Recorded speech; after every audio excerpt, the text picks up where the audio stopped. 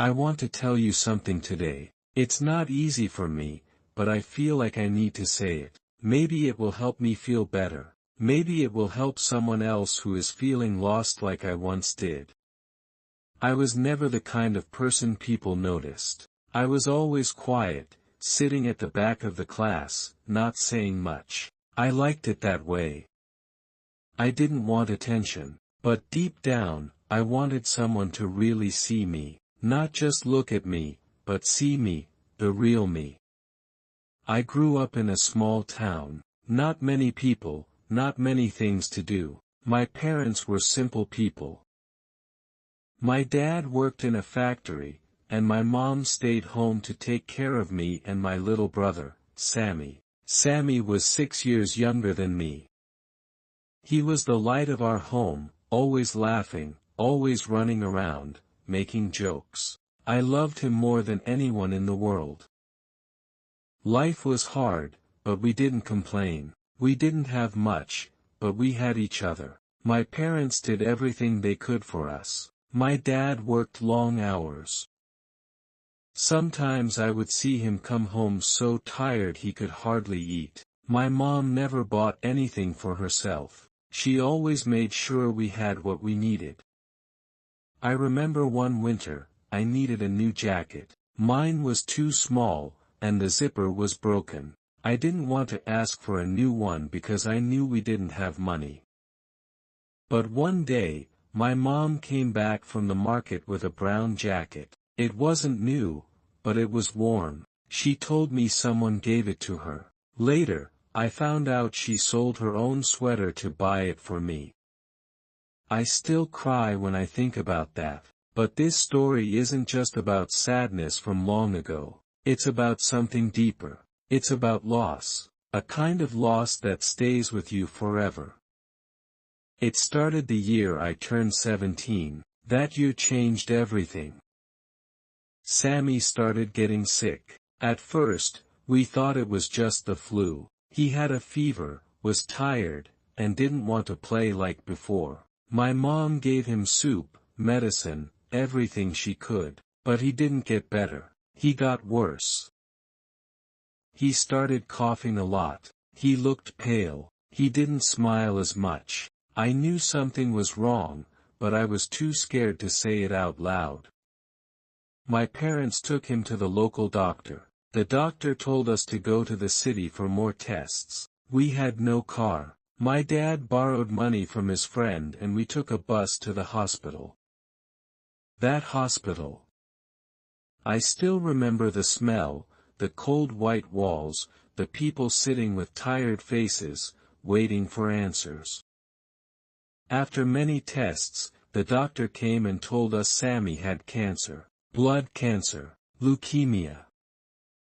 I didn't understand at first. I thought, okay, he's sick. He'll take medicine and get better, right? That's what always happens. People get sick and then they heal. But this time, it wasn't that simple. Sammy had to stay in the hospital. My mom stayed with him most of the time. My dad kept working to pay the bills. I was alone at home a lot. I tried to act normal, went to school, came back, ate dinner alone. Every day, I prayed. I begged. I said, please, God, don't take him. Take me instead. He was just a child. He didn't deserve this pain. I would visit him when I could. He always smiled when he saw me, even when he was in pain. Even when he had no hair left because of the treatment. He would hold my hand and say, it's okay, I'm strong. But he wasn't okay, and I knew it. Some days Sammy would be too weak to talk. He'd just lie there, eyes closed, breathing slow and heavy. I would sit beside him, holding his hand. I didn't know what to say. What do you say to someone who is slipping away, little by little? I started skipping school. I didn't care anymore. What was the point? I'd sit on the hospital floor, leaning against the wall, waiting for news. Every time the doctor came out of the room, I felt my heart stop. I thought maybe this time, he'd say, "I'm sorry, he's gone," but he didn't. Not yet. One evening, my mom called me to the hospital. Her voice was shaking. She just said, "Come fast." I ran all the way there. When I reached, I saw my dad sitting outside the room, his hands covering his face. My mom was inside, holding Sammy in her arms. He looked so small, so thin, like a little bird. His eyes were open, but he was staring at the ceiling. I knelt beside him and whispered his name. He looked at me, smiled weakly, and said, "Don't cry." I wanted to scream. I wanted to tell him to stop talking like that, but I just nodded. I didn't want to upset him. He said, "When I'm gone, you have to take care of Mom and Dad." I couldn't speak. I just held his hand tighter.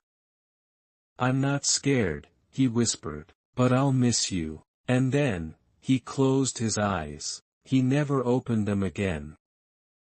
I didn't cry at first. I just sat there, frozen. It didn't feel real. It felt like I was in a dream, a nightmare I couldn't wake up from. The next few days were a blur. The funeral, the people coming and going, the quiet house afterward. My parents looked like they had aged 10 years in a week. My mom didn't talk much. My dad stopped going to work. We all just existed.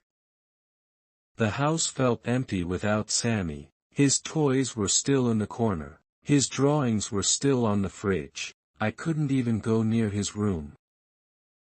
I just sit on my bed, staring at the wall, wishing I could go back in time. Why him? Why not me? I asked that question every single day. People told me, time heals everything, but that's not true. Time doesn't heal, it just covers the wound with a thin cloth. The pain is still there underneath. I started having nightmares. I would hear Sammy calling me. I'd wake up crying. Sometimes I thought I saw him in the hallway. Sometimes I thought I heard his laugh. I stopped talking to my friends. I stopped answering messages. I didn't want to explain. I didn't want pity. I just wanted my brother back. But he wasn't coming back. One day, I went to the hospital alone. I sat on the bench where we used to wait. A nurse walked by and looked at me. She remembered me. She said, "You were always here with your brother. You were a good big brother." I smiled politely, but inside I was breaking. Was I a good brother?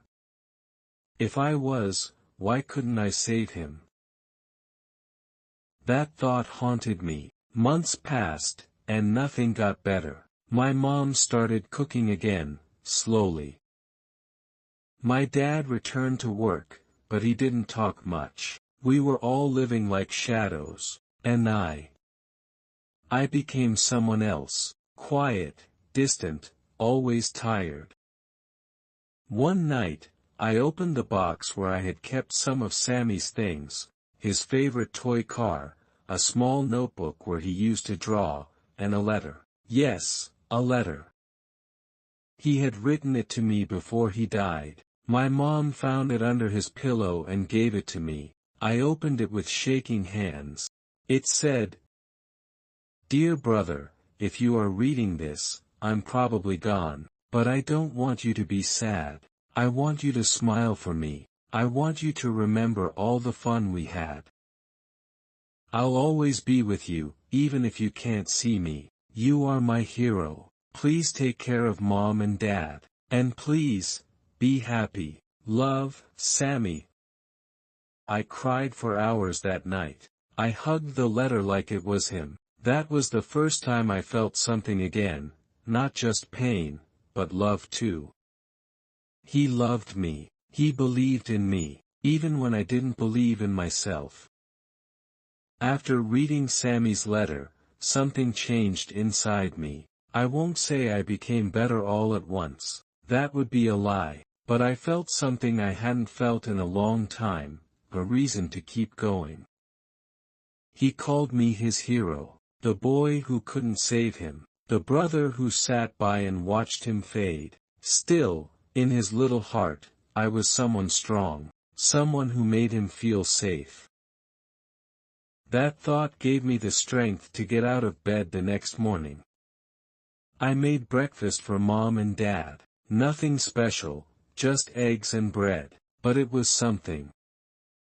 My mom smiled a little when she saw it. My dad patted my shoulder. We didn't say anything, but in that silence, something small and good passed between us. Days went by. I started going back to school, even though I had missed a lot. People looked at me differently, but no one said anything. I was glad for that.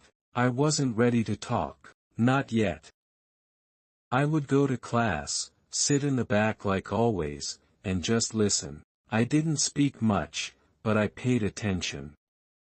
I wanted to do well, not for me, but for Sammy. He always used to say, "One day, you'll be someone important." I didn't know what that meant, but I wanted to try.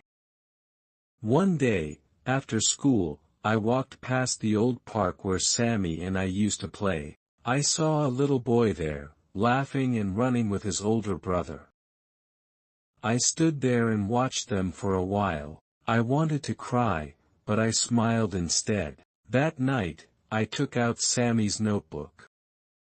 He used to love drawing superheroes, animals, stars. On one page, he had drawn the two of us with capes, flying through the sky. He wrote under it, "My brother and me, saving the world." I stared at that picture for a long time. Then I picked up a pencil and added a small heart next to it. I started drawing again. I wasn't very good, but it helped. It made me feel close to him. Every time I drew, I felt like he was sitting next to me, watching, smiling. Weeks turned into months. One day, my teacher called me after class. She said, "I'm proud of you. I know it's been hard, but you're doing well." I thanked her, but I didn't know what to say. No one had said they were proud of me in a long time. At home, things were still quiet, but a little lighter. My mom started humming songs while cooking. My dad started fixing small things around the house again. We were still broken, but we were learning to live with the cracks. And me. I started writing. I wrote about Sammy, about our memories, about the pain. I didn't show anyone. It was just for me, a way to talk to him, to keep him close. One night, I had a dream. In the dream, I was standing in a garden. It was full of flowers, and the sun was warm. I saw Sammy sitting on a swing, smiling at me. He said, "I'm okay." I walked to him and asked, "Do you miss me?" He nodded. "Every day." "Then come back," I said. He shook his head. "I can't, but I'm always with you." He pointed to my heart. "Right here." I woke up with tears in my eyes, but this time, they were soft tears, not heavy, not angry, just quiet, gentle tears. Maybe it was just a dream, or maybe it was him, finding a way to say goodbye, but I didn't say goodbye. I never will. Because Sammy is still with me, in my heart, in my drawings, in every kind thing I try to do. Life went on, as it always does. I finished school. I didn't get the best marks, but I passed. I even got into a small college in the city. I moved away from home for the first time. It was scary. The city was loud, fast, and full of strangers. But I carried Sammy with me, like a small light in my chest. Every time I felt like giving up, I thought of him. Every time I was scared, I remembered how brave he was. Every time I felt alone, I imagined his hand in mine. I kept writing. I kept drawing. I even showed my work to others, little by little. People started saying I had talent. Some of them cried after reading my stories. They said it made them feel less alone. That's when I understood something.